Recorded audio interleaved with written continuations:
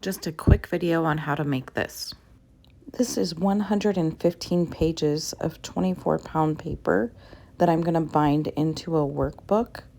You'll see that these are double loop binding wires, 1 1/4 inch, 2-to-1 pitch, and there's 21 loops that fit perfectly inside my binding machine.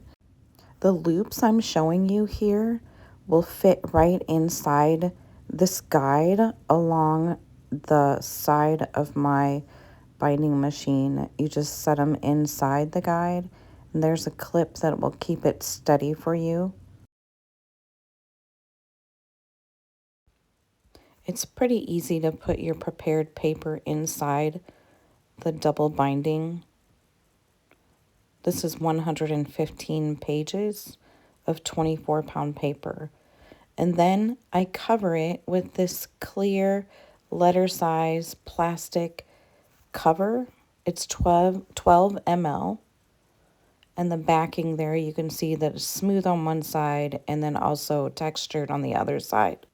You'll see here that it takes just a little bit more pressure to get the cut through both the pieces for the front and the back cover. There's a lock on the side to hold it in place, and then you pull out the 10 so that it goes in on top of it's the front and the back cover to your workbook. Now this is the cinch side where you're going to cinch the double looped wire together, and you want to make sure that you push down when you're turning the dial to the 1 1/4 inch, just like the size I showed you on the box. And then you'll place it inside there closest to the wall. The instructions didn't really tell you how to do this.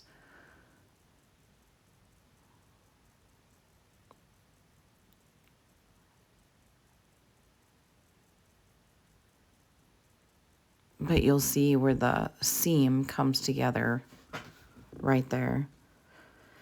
And then your front and back cover you placed on. That way when you flip that over, it hides the seam. And you'll see here that I forgot to put in my cover, and I've already closed it. So I'm going to show you an easy way of adding a cover once you've already closed it.